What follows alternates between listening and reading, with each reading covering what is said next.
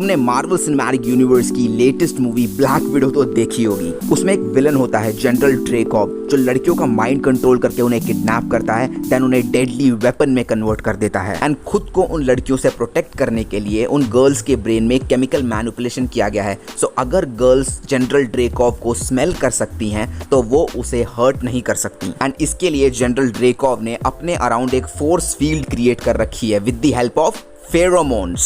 But avenger Natasha Romanoff aka black widow को red room से निकलने का तरीका मिल जाता है। अब जिन्होंने मूवी नहीं देखी, मैं उनके लिए स्पॉयलर्स नहीं डालने वाला, बट सोचने की बात यह है कि क्या ऐसी टेक्नोलॉजी इन फ्यूचर डेवलप की जा सकती है? क्या फेरोमोन्स किसी पर्सन के विल के अगेंस्ट उसे एक्शन या इनएक्शन करने के लिए मजबूर कर सकते हैं? नाउ ह्यूमन फेरोमोन्स पे आने से पहले मैं नॉन ह्यूमन फेरोमोन्स के बारे में बताता हूँ। फेरोमोन्स का आइडिया फर्स्ट प्रपोज किया गया था 1959 में by doctor p Karlson m Luscher. उस टाइम हार्मोन्स एंड फेरोमोन्स में डिफरेंशिएट किया गया था। नाउ हार्मोन्स बॉडी के अंदर एक्ट करते हैं बट फेरोमोन केमिकल बॉडी के बाहर रिएक्ट करते हैं सो दैट सेम स्पीशीज एक दूसरे से फेरोमोन्स के थ्रू कम्युनिकेट कर सके। स्टार्टिंग में सिल्क मॉथ्स पे रिसर्च की गई and till now pheromones communication के लिए बेस्ट मॉडल है।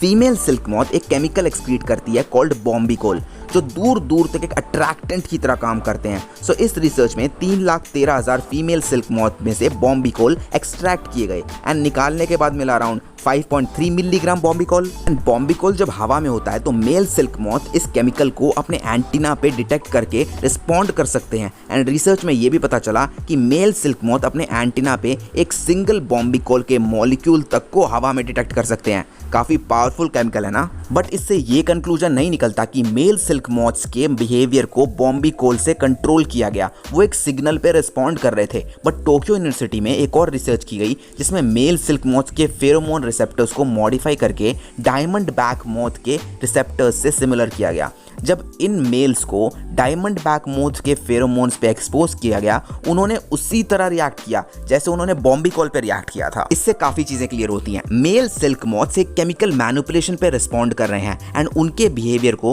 उनके इंटरेस्ट के अलावा भी चेंज किया जा सकता है सो दैट वो उन मेट्स के साथ प्रोक्रिएट कर सकें जिनके साथ वो इनकेपेबल होते हैं। एंड ये कोई सरप्राइज नहीं है, कीड़े अपने कम्युनिटी में ऐसे ही कम्युनिकेट करते हैं एंड कीड़े अपना कॉम्प्लेक्स बिहेवियर दिखा सकते हैं बिना किसी कॉम्प्लेक्स ब्रेन के। सो उनके वर्ल्ड में जो भी वो महसूस करते हैं वो स्मेल के थ्रू उसे इंटरप्रेट करते हैं। सो सेंस तो बन रही है कि फेरोमोन से एक स्पीशीज के बिहेवियर को मैनिपुलेट किया जा सकता है। अब जो चीज कीड़ों के लिए अच्छी है वो एनिमल्स और हम ह्यूमंस के लिए अच्छी हो ये जरूरी नहीं है, बिकॉज फेरोमोन्स को एग्जैक्टली डिफाइन करना बहुत मुश्किल है। अगर ये एक एक्सटर्नल केमिकल कंपाउंड है जिससे हम किसी इंफॉर्मेशन को कम्युनिकेट कर सकें या फिर किसी दूसरे स्पीशीज के बिहेवियर को इन्फ्लुएंस कर सकें तो फेरोमोन्स एग्जिस्ट करते हैं, नॉट जस्ट इन मैमल्स, हम ह्यूमंस में भी। काफी मैमल्स अपनी टेरिटरी मार्क करने के लिए अपने बॉडी को किसी पेड़ पे रब करते हैं या फिर उसे को डिफिकेट करते हैं या फिर यूरिनेट करते हैं। उसी तरह ह्यूमन बॉडी भी स्मेल एंड ऑर्डर के थ्रू एक बैरियर क्रिएट करती है। क्या तुम कभी किसी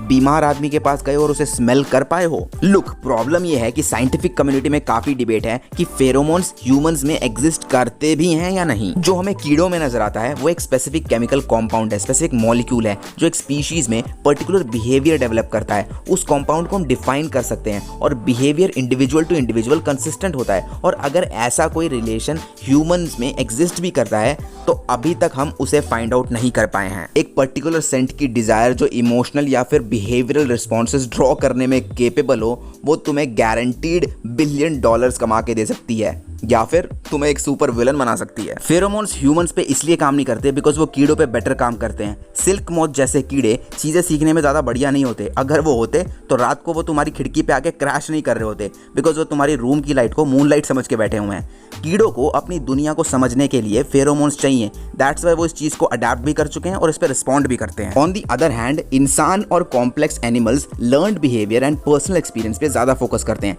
इवन हम लोगों को तो पिज्जा पे सेम टॉपिंग्स तक पसंद नहीं आती, सो हम लोग एक पर्टिकुलर सेंट पे सेम रिएक्शन कैसे दे सकते हैं? ये करेक्ट है कि हमें एक पर्टिकुलर सेंट या फिर कॉम्पाउंड के थ्रू मैनिपुलेट किया जा सकता है। एक फ्रेशली बेक्ड केक की स्मेल शायद हमारे मुंह में पानी ला सकती है बट वो चीज़ हमने सीखी है और ये कोई यूनिवर्सल नहीं है। एटलीस्ट सारे इंडिविजुअल पे तो बिल्कुल भी नहीं है। लुक, फेरोमोन रिस्पॉन्स ह्यूमंस में सिर्फ डायरेक्ट रिलेशनशिप में ही एग्जिस्ट करता है एंड ये उस पर भी डिपेंड करता है कि तुम फेरोमोन को डिफाइन कैसे करते हो। एंड हम हर चीज में देख चुके हैं कि फेरोमोन सिर्फ इन्फ्लुएंस कर सकता है, कंट्रोल नहीं। ब्लैक विडो में नताशा रोमनॉफ ड्रेकॉफ की स्मेल की वजह से उससे डिस्टेंस रख पाती है, बट अगर वो ज्यादा चाहती तो वो खुद को ड्रेकॉफ को पंच करने से नहीं रोक सकती थी।